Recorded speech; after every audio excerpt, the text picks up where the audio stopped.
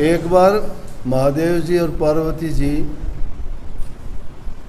आकाश मार्ग से जा रहे थे,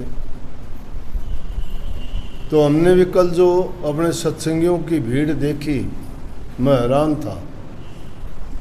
इतनी कि हरिद्वार में और लोग तो मेरे से 5% भी नहीं होंगे, 95% सारी की सारी जितनी भी अपने जो हर की पेड़ी हैं, इस तरफ की दूसरी तरफ के सारे घाट भर रोक दिए, सब में भरे हुए थे। तिल भी डाल दे तो भी नीचे नहीं गिरे, इतनी भीड़। पूरी हरिद्वार सत्संगियों से भरी पड़ी, पूरा रास्ता, दूसरा आदमी नहीं था। तो ख्याल आया, वहाँ वो बात भी है कि एक बार महादेव जी और पार्वती जी जा रहे थे,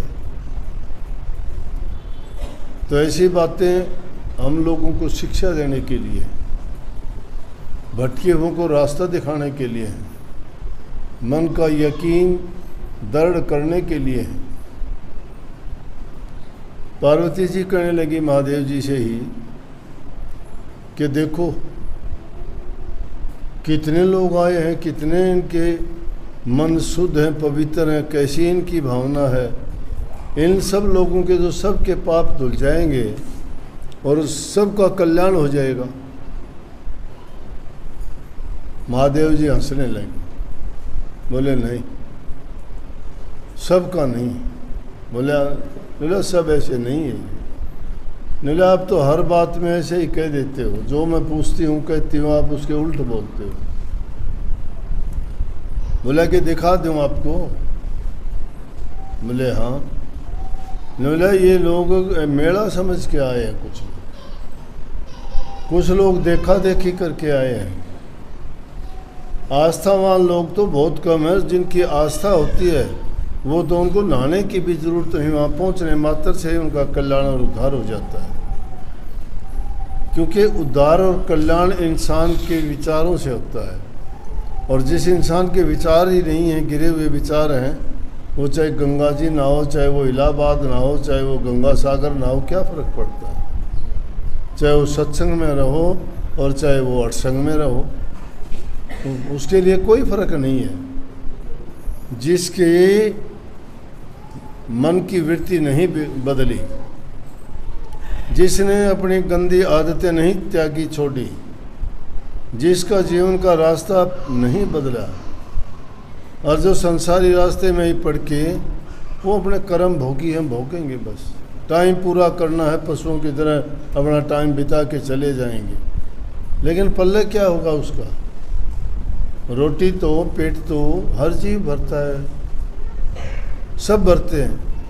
जिस इंसान के पास अच्छे विचार नहीं, नेकी नहीं, प्रेम नहीं, सेवा भाव नहीं, उसके हृदय में कोई दया नहीं किसी के प्रति, ऐसे दुष्टों का उद्धार कैसे हो। कहने लगे महादेव जी कि सभी लोग ऐसे नहीं हैं, जिनकी आस्था होगी उन्हीं का कल्याण होगा। बोले तो इसमें आस्था वाले नहीं हैं। बोला कि अभी दिखा दो। बोले हाँ चलो। दिखाया। वो तो महादेव जी तो अपने आदमी का रूप धार के और बेहोश होके गिर के जैसे मर गया। पार्वती जी ये बोले कि एक बुढ़िया बन गई,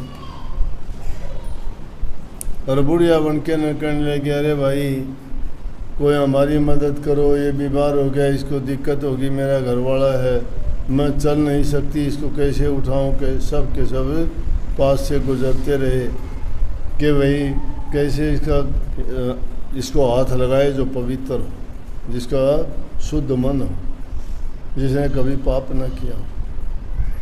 तो वो इसको हाथ लगा के अगर कर दे तो ये ठीक हो जाएगा, गंगा जी तक चला जाएगा। अब सब लोग सुन सुन के चलते रहे, जाते रहे, किसी ने ध्यान ही नहीं। ध्यान क्यों नहीं दिया कि सब न बना पाटी टोला के भाई ये तो गलत हो जाएगा, कि हमने कुछ ऐसा नेक काम कर भी नहीं रखा। इतनी देर में एक आदमी जो आस्थावान था वो आके कहने लगा माता जी 2 मिनट रुक जा, मैं आया। बोले क्या करेगा भाई 2 मिनट में।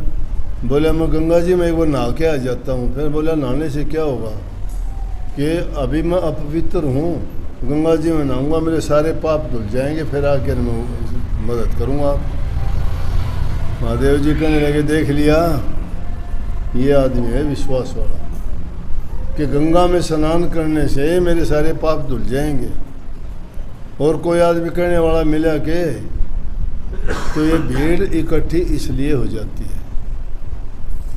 सत्संगों में भी देख के बहुत कहते हैं कि बहुत संगत आई, बहुत संगत आई, बहुत लोग आए, बड़े सत्संगी आए। मैं कहता हूँ सत्संगी तो थोड़े बहुत हो जाएं तो ही बहुत है, सत्संगी तो नहीं होते।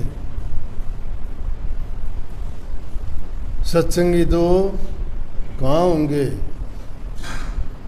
घरों की हालत देख लो तुम्हारी।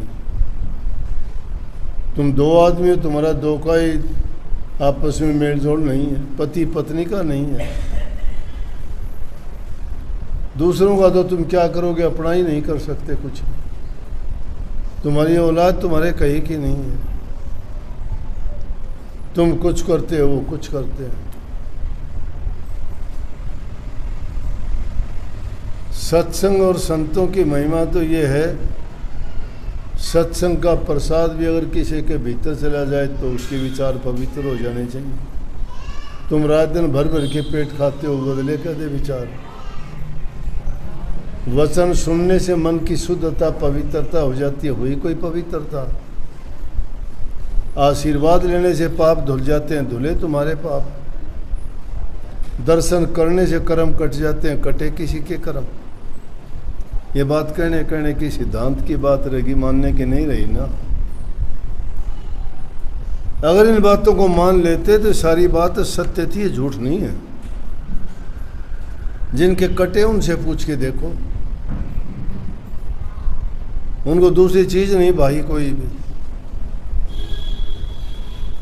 अपना जीवन दाव पर लगा दिया। संसारी ख्वाहिश लेके आते हो तुम, मेरा ये काम हो जाए, मेरा वो हो जाए, मेरा वो हो जाए। ये लेके नहीं आते कि मेरा कल्याण और उद्धार हो जाए। जो अपने कल्याण और उद्धार के लिए आएगा उसके सारे काम अपने आप पूरे हो जाएंगे।